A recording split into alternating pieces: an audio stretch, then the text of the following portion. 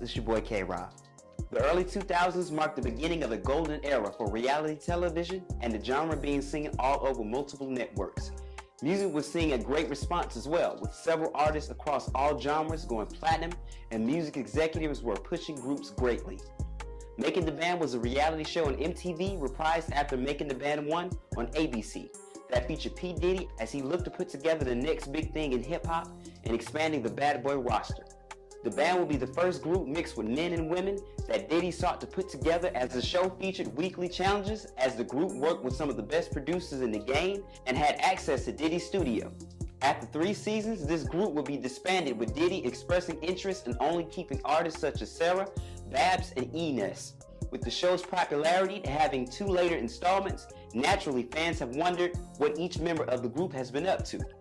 Between rap leagues, legal trouble, and motivational speaking, here's how life has been for the rest of the group, nearly 20 years later after their television debut. On October 19, 2002, Making the Band 2 premiered on MTV and began a nationwide talent search as P. Diddy and other executives narrowed down a list of 17 finalists. These rappers and singers went through auditions and training for weeks until the finale, where the band will be chosen. The artists that were selected was Chopper, Ness, Freddy P, Dylon, Babs, and Sarah Stokes. Diddy reiterated why each member was chosen, as fans were shocked to see Sarah Stokes making the cut despite her being talented, as she was the only singer chosen. Season 2 saw the group going through more challenges and tasks together in order to sharpen their skills. In the midst of the show, the group's debut and only album, Too Hot for TV, will be released in September of 2003 and go gold, headlined by the singles Tonight and Bad Boy This, Bad Boy That. One notable task from that season was that of Diddy's request for the group members to walk from that Midtown Manhattan studio to Junior's in Brooklyn, 5 miles away, for his favorite cheesecake. Tasks like these proved to cause tension and arguments within the group, and even anger towards Diddy, making him famously shut down the studio multiple times throughout the show when there were issues. Riding the success of the group's debut album, the band entered their 3rd season of the show, aiming to put out even better music and truly becoming a fixture in hip-hop. Unpredictably, Diddy would go on to disband the original group upon the conclusion of the season. Issues with professionalism, accusations of members not being committed to what they were doing, and legal issues all were present during that time. While the group itself would not remain, Diddy did wish to keep some members, as contracts were offered to Sarah Stokes as a solo act, as well as contracts for Ness, Babs, whom Diddy saw to be a 1-2 punch, calling them Bonnie and Clyde. Due to no real music coming from this, each member went on to forge their own path in 2004 when the show ended. Chopper, who was the youngest band member, who originally had no deal before briefly signing to Diddy's Bad Boy South imprint, being close to Freddy P, the two still talk to this day and have collaborated on a few underground tracks. Chopper was briefly signed to Cash Money Records as Chopper City, yet remained relatively quiet in the mainstream for years after the show.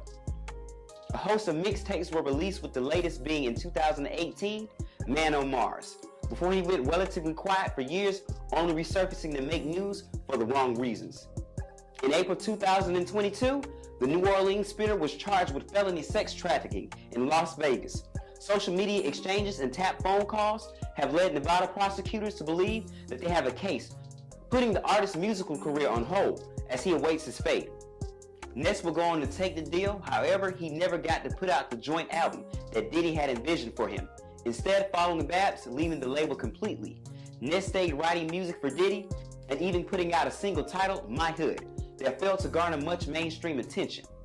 Information from an Essence article shed light into his relationship with others, as Ness stated, "Me and Chopper had our little issues, but we settled it because we grew up."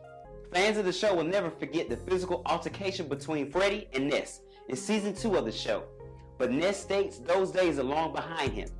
Ness would leverage his maturity and relationships with Diddy to become a writer on the 2006 album, Press Play.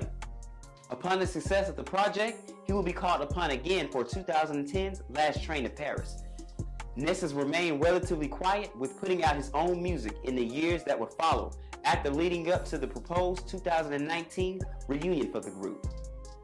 Freddy P will go on to continue rapping, even releasing a mixtape entitled Ski Mask Cash in 2010. Nevertheless, the experience from the show, according to the artist, negatively affected his desire to rap. Freddy went more in depth during an XXL magazine interview and followed up the interview with an even more revealing Instagram post that read, "God knows if I was at Diddy, I would have done way more for these kids. Any real ninja would have. You start out just chasing a dream, then it quickly gets snatched away. Made me never want to rap."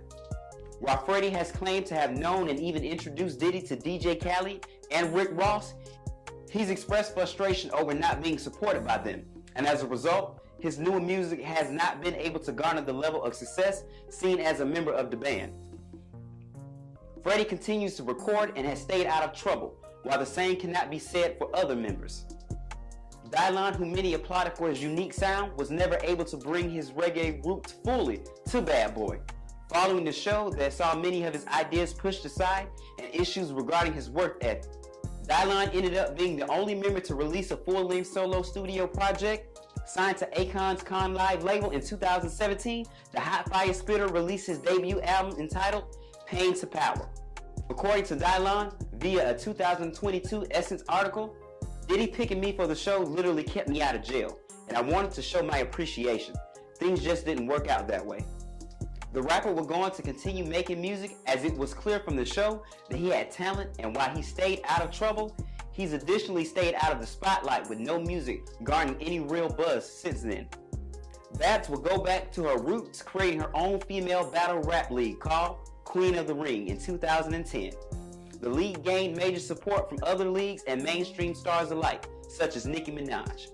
In a podcast sit-down on the Fuck Outta Here show, Babs expressed how grateful she was for the league, saying, "I'm super blessed that female battle rap have come this far, and God knew I would use rap somehow, so I'm glad I figured out the way that represents me best." With the league only continuing to grow, Babs has been able to stamp her legacy in hip-hop without the second album. This was a true turning point in her life, as she felt like rap was simply something she did and could not see it no longer being a large part of her life. Babs has maintained a good relationship with Ness and Sarah as well since the split, as she looks to expand even more with female battle rap growing by the year. Sarah Stokes will go on to have a slew of issues with her marriage following the ending of the group, and would even get into some major legal trouble that saw her serving jail time. Drinking and outbursts were not uncommon at the time, as the singer was without a deal and inactive when it came to making music. After years of setbacks, the singer would get divorced and continue her comeback story, making an appearance on From the Bottom Up on BET Centric, getting the story out about her experience she felt was important, as there was so much people still did not know about the singer.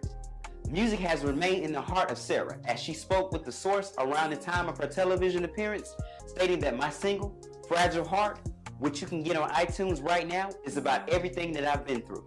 All the hurt, the pain, just saw how fragile my spirit and my heart really is at this moment in my life. Since then, the songstress has continued to create music for herself and others, while looking to empower more young women and help others express themselves through music. Making the band too was a moment in time that birthed a group of talent that reality television will never forget. The infamous fights walking to juniors and the multiple studio shutdowns have been parodied by the likes of Dave Chappelle and others, further showing just how prominent the show was for the culture. While none of the members could have imagined abruptly ending the group, it is clear that life has taken each member in their own direction, whether good, bad, or indifferent. After a rescheduled reunion from 2019 and an omission from the Bad Boy Tour, it is unlikely to see the group making music together. However, content from Dylan, Sarah, and Ness is possible according to their own accounts. If we never hear a new song from this group, we can never take away the band, a gold album and the memories of golden age television and hip-hop that made these artists household names. Stay up to date with the latest news and comedy, music, and sports by subscribing here to our YouTube channel. Follow Hype Plus across all social media, and look out for our new original content on our streaming service. For Hype Plus News, this has been your boy K-Rock.